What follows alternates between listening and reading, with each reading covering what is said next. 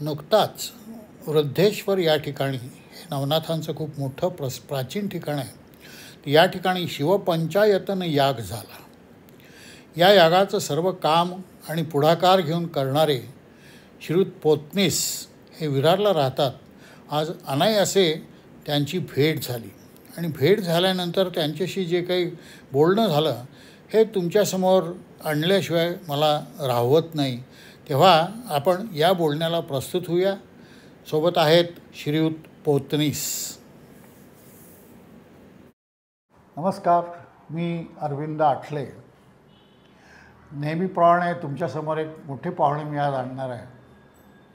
नितीन पोतनीस, नितीन वसंत पोतनीस हे विरारच्या स्वामींच्या मठामध्ये सेवेकरी आहेत आणि प्रचंड उपासना त्यांच्याकडून झालेला आहे. विशेषतः नाथ संप्रदायावरचा त्यांचा अधिकार आहे. नुकताच वृद्धेश्वरला एक मोठा नाथ संप्रदायाचा शिवयाग झालेला तुमच्या आठवणीत असेल. मी एक त्याचा व्हिडिओ आपल्यासमोर यांचं भाषण ठेवलेलं होतं. तर या याग करण्याचे उद्देश आणि नाथ संप्रदायाचं जे काही कार्य सर्वत्र चालू आहे, गुरु याविषयी काही कल्पना लोकांच्या आहेत, नाथ संप्रदाय याविषयी मनात लोकांच्या भीती आहे काही लोकांच्या मनात, तर हे सगळं घालवून आपण एक फार मोठा गुरूंचा संप्रदाय समुच्चय असा आहे की यातून एक फार मोठं कार्य येत्या काही काळामध्ये होणार आहे. अशी एका मोठ्या भविष्यवेत्त्याची जी भविष्यवाणी आहे ती आपल्याला खरी करायची आहे. येत्या काही वर्षामध्ये हा हिंदू धर्म पुनरुज्जीवित होणार आहे.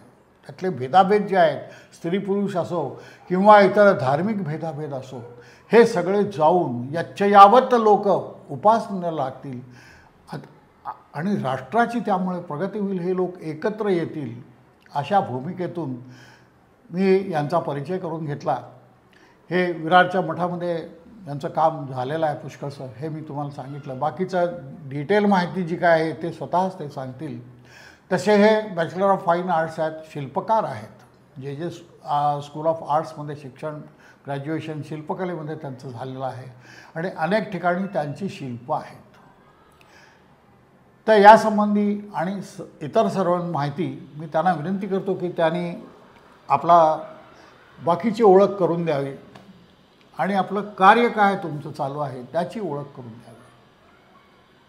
मी शिल्पकार नितीन पोतनीस, जे स्कूल ऑफ आर्ट्समधून शिल्पकलेची डिग्री घेतली. त्याच्यानंतर प्रोफेशनली मी शिल्पकलेची कामं करत होतो, आजही करतो आणि अशा प्रकारे माझं प्रोफेशनल लाईफ मी जगत होतो.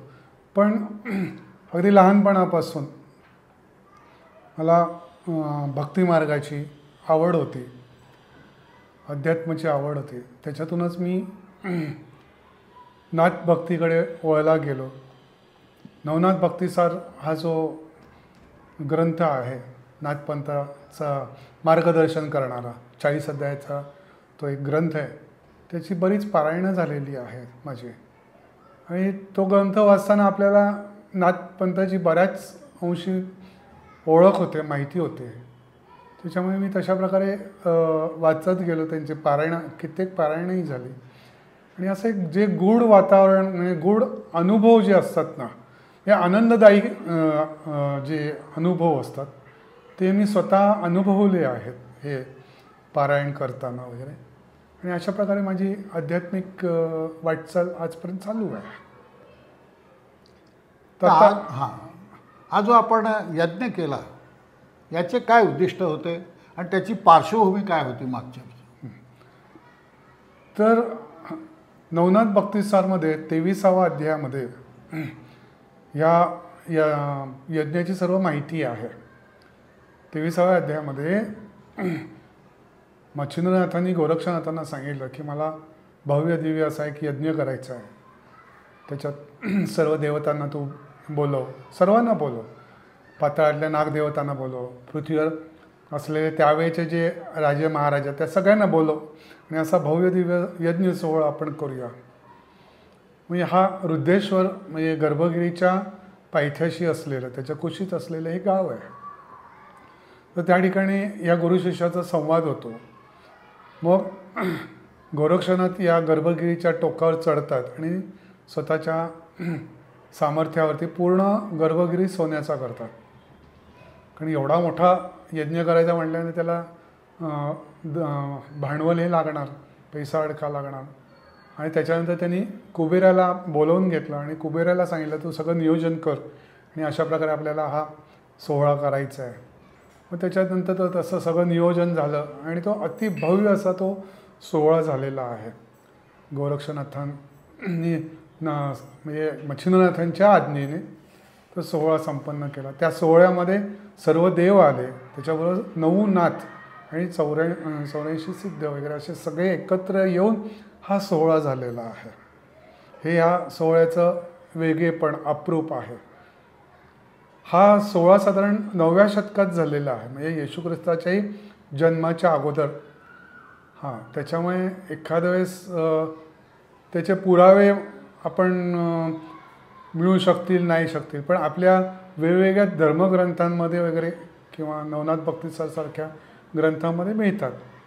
आणि ज्यांचा अभ्यास आहे नाथ संप्रदाय त्यांना हा सोहळा अनुभवता येतो. जर ते रुद्रेश्वरी क्षेत्री आले तर त्या ठिकाणी तशा प्रकारे अनुभव नाथपंथीयांना घेता येतो. तर हा जो सोहळा झाला त्याच्यामध्ये सगळे देव आलेले, त्याच्यामध्ये जे शंभू आलेले, शंभू आणि पार्वती, ते वृद्ध दाम्पत्याच्या वेशात वावरलेले आहेत, म्हणून त्यांना म्हातार बाबा किंवा म्हातार देव म्हणतात. ते सर्व देव जेव्हा स्वस्थानी जायला लागले तेव्हा पार्वती, शंभू आणि पार्वती जेव्हा एकत्र उभे राहिले निघण्यासाठी, तेव्हा 9 नाथांनी त्यांना प्रार्थना केली की तुम्ही जाऊ नका, तुम्ही आता इथेच थांबा. तर दोघेही एकत्र झाले आणि प्रचंड तेजाचा लोळ निर्माण झाला आणि ते जिथे गुप्त झाले तिथे एक पाषाण निर्माण झाला. तीच ही रुद्रेश्वराची शिवपिंड. ती जी तिथी होती ती वैशाख पौर्णिमा होते.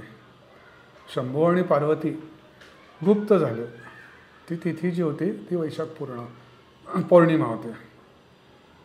कालांतराने पुण्याचे धनकवडीचे जे शंकर बाबा आहेत ते त्या स्थानावर ते गेलेले होते. ते प्रत्यक्ष शिवच रूप आहे शंकर बाबा. तर त्यांनी ती शिवपिंड जी आहे ती बाहेर काढली किंवा लोकांना ज्ञात करून दिली. आणि त्याच्यानंतर त्यांच्याबरोबर एक त्यांचे शिष्य होते डॉक्टर धनेश्वर. त्यांना ते म्हणाले की अरे, गोरक्षाने जसा हा सोहळा संपन्न केलेला तसा नाथपंथी सोहळा इथे पुन्हा पुन्हा होणार आहे. त्यांनी जे वाक्य म्हटलं, पुन्हा पुन्हा होणार आहे. आणि नाथशक्ती जी आहे ती संपूर्ण जगात पसरलेली आहे आणि त्या सर्व नाथशक्तीचा केंद्रबिंदू म्हणजे हा रुद्रेश्वर आहे. केंद्रबिंदू म्हणजे ती राजधानी आहे. जसं 12 ज्योतिर्लिंग आहे तितक्या तोडीचं हे स्थान आहे. कारण इथे प्रत्यक्ष शंभू आणि पार्वती आजही आहेत. म्हणजे माझा अनुभव आहे की त्या शिवपिंडीच्या समोर तुम्ही अर्ध्या तासाच्या पेक्षा जास्त बसू शकत नाही, इतक्या तीव्र व्हायब्रेशन्स त्याच्यातून येत असतात. तर शंकरबाबाने जी आज्ञा केली की बाबा नाथ संप्रदाय इथे सोहळे पुन्हा पुन्हा होणार आहेत, तर ते माझ्यासारख्या नाथ भक्तांना आणि शंकरबाबांच्या भक्तांना ती आज्ञा शिरसावंद्य मानून आपण वैशाख पौर्णिमा ही जी खास तिथी जी आहे तिला आपण धरून 5 दिवसाचा सोहळा यावर्षी केला रुद्रेश्वर क्षेत्री. त्या सोहळ्यामध्ये आपण नाथांच्या ज्या मूळ समाध्या आहेत, मायंबा आहे, मडी आहे, पाथर्डीला जालंधरनाथांची समाधी आहे, गहिनीनाथांची समाधी, या मूळ स्थानांवरती जाऊन तिकडच्या ट्रस्टीजना भेटून आपण त्यांच्या पालख्या आपल्या स्थानावरती याव्यात याच्यासाठी प्रयत्न केला. त्यांनीसुद्धा तशा प्रकारे आनंदाने सहमती दर्शवली आणि आपल्या सोहळ्यामध्ये या नाथांच्या पालख्या आल्या. वा. बरं, ह्या 9 नाथांना शाबरी विद्या जी दिली आहे ती नाशिकची जी आई आहे वडी सप्तशृंगी तिने दिलेली आहे. म्हणजे अर्थात त्यांनी साधना केली, त्याच्यानंतर त्यांना शाबरी विद्या तिच्याकडनं प्राप्त झालेली आहे. त्याच्यामुळे नाथपंथाची कुलदेवता म्हणा, स्वामिनी म्हणा किंवा आई म्हणा असं मानलं जातं की ही नाशिकची जी सप्तशृंगी आहे ती आहे. त्याच्यामुळे आपल्या ह्या सोहळ्यामध्ये तिथे आईच्या ठिकाणी गेलो, तिकडच्या ट्रस्टी मेंबर्सना भेटून त्यांना रिक्वेस्ट केली, त्यांनीसुद्धा नंतर यायची तयारी केली. त्याच्यामुळे आपल्या सोहळ्यामध्ये आईच्या पादुका आणि सुंदरशी अशी आईची मूर्ती ज्याच्यावरती कुंकुमार्चन तिथे केलं जातं, अशी मूर्ती आपल्या सोहळ्यामध्ये हजर होते. 10,000 पायऱ्या चढल्यानंतर गिरनारचं दर्शन होतं. तिथून पादुका आलेला दत्त महाराजांच्या. असा दुग्ध शर्कराचा नाही, अगदी अमृतासारखा सोहळा शंकर महाराजांनी यावर्षी करून घेतला आहे. आणि त्यांनी जे सांगितलेलं आहे की नाथपंथी सोहळे इथे पुन्हा पुन्हा होणार आहेत. त्याच्यामुळे ह्या वर्षीपासून ती सुरुवात झालेली आहे आणि दरवर्षी आपल्याला हा सोहळा करायचा आहे. त्याच्यामुळे आता सुरुवात तर त्या या 9 नाथांच्या पालखीने झालेली आहे. जसं अजूनही काही छोटी छोटी स्थानं आहेत नाथांची जी लोकांपर्यंत ज्ञात नाही. त्या सर्व स्थानांवरती मी फिरणार आहे, तिकडच्या ट्रस्टीजना भेटणार आहेत, त्यांच्याकडनं सुद्धा पालख्या. म्हणजे जसं थोडक्यात म्हणजे काय की पंढरपूरला जसं आषाढी एकादशीला सर्व पालख्या येतात, निवृत्ती, नामदेव, सोपान, मुक्ताबाई, एकनाथ, नामदेव, वारकरी संप्रदाय, असं सगळ्या त्या पालख्या पंढरपूरला येतात आणि तो वैष्णवांचा मेळा होतो तिथे आषाढीला.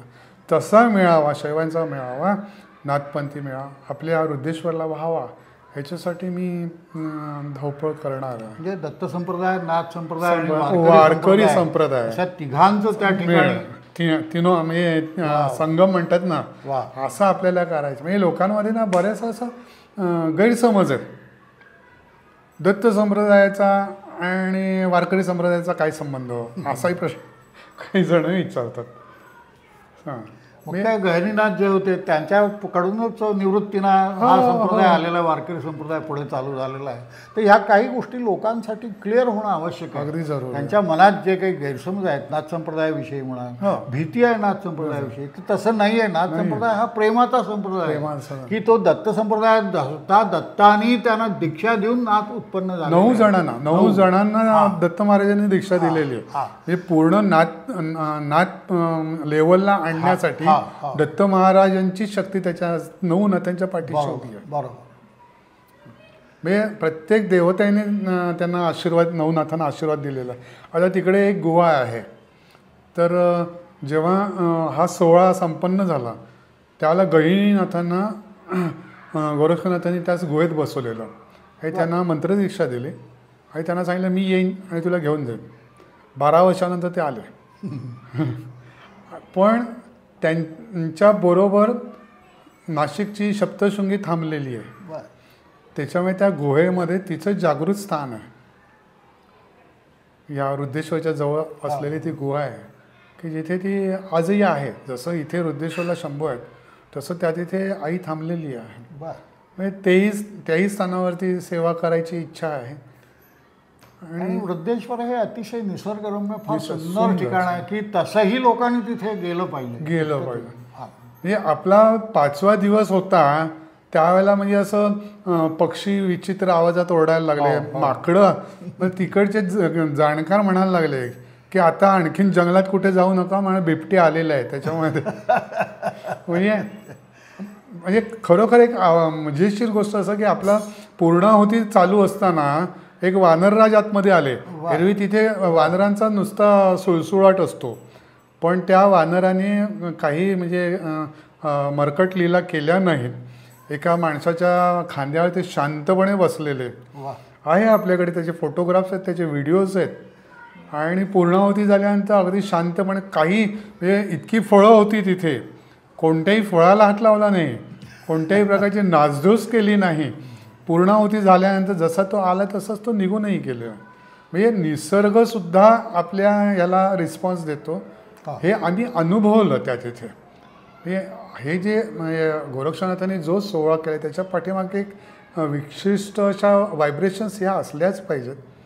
म्हणून तर शंकर महाराजांनी सांगितले ना की इथे नाथपंथीचे सोहळे पुन्हा पुन्हा होणार आहे आणि आपल्या सगळ्यांना एकत्र येऊन हा सोहळा करायचा आहे. ही सुरुवात आहे असं मला वाटतं. आता नाथपंथामध्ये स्त्री पुरुष किंवा असा काही काहीच भेदभाव भेद केला जातो का? काहीच म्हणजे तुम्ही भेद. त्यासंबंधी काहीच भेद म्हणजे थोडंसं विस्तारपूर्वक सांगितलं तर बरं होईल. लोकांच्या मनात आज जे भेद आहेत, भेदभाव, तर हे भेद गेले पाहिजे. स्त्रियाही तितक्याच समर्थपणे आज पुढे आलेल्या आहेत, सगळ्या क्षेत्रात आहेत. कुठलंही क्षेत्र असं नाही आहे की जिथे स्त्रियांचा प्रवेश नाही. मग धार्मिक ह्याच्यामध्ये त्यांना आपण काही वेळा अधिकार देतो, काही वेळा देत नाही. तर हा जो भाग आहे, हा तुम्ही तुमच्या दृष्टिकोनातून काय सांगायला याच्यावर?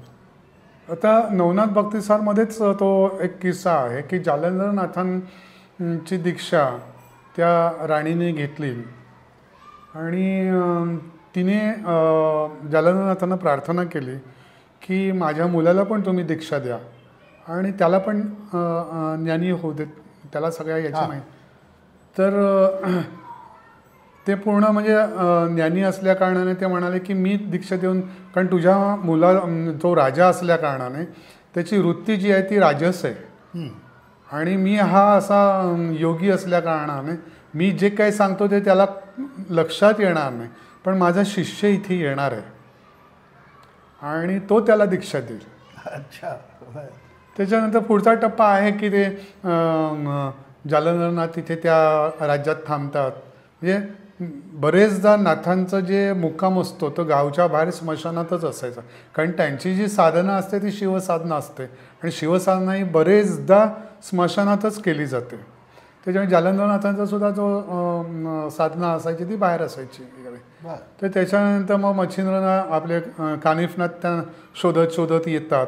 तर जेव्हा स्त्री राज्यात मच्छिंद्रनाथांचं आणि कानिफनाथांची भेट झालेली असते आणि कानिफनाथ जेव्हा पुन्हा बाहेर पडतात तेव्हा मच्छिंद्रनाथ त्यांना हत्ती, मेणे, म्हणजे एखाद्या राजाला, संस्थानिकाला, राजाला शोभेल अशा प्रकारे श्रीमंती देतात. त्यांना मेणे देतात, त्यांना घोडे देतात, हत्ती देतात. म्हणजे त्याच्यानंतर ते तिथून बाहेर पडल्यानंतर जेव्हा त्यांची फेरी निघायची कानिफनाथांची, ते एखादा राजा चाललाय की काय इतकं ते राजेशाही थाटामध्ये त्यांची म्हणजे फेरी व्हायची. ते असे फिरत फिरत जेव्हा ह्या राज्याच्या जवळून जातात तेव्हा राजा त्या खिडकीतून बघतो राजवाड्याचा, म्हणे हा कोणीतरी योगी आहे, श्रीमंत योगी आहे, हा म्हणे माझ्या योग्यतेचा आहे. त्याच्यामुळे तो त्याच्या सेवकांना पाठवून सगळी माहिती करून घेतो. तेव्हा सेवक सांगतात की तो असा एक नाथ योगी आहे वगैरे, तो कोणाचा ऐकत नाही, तो त्याच्या गुरुच्या शोधाला निघाला आहे वगैरे वगैरे. मग कानिफनाथांची भेट घेतो तो राजा आणि त्यांना सांगतो की मला तुम्ही दीक्षा द्या वगैरे.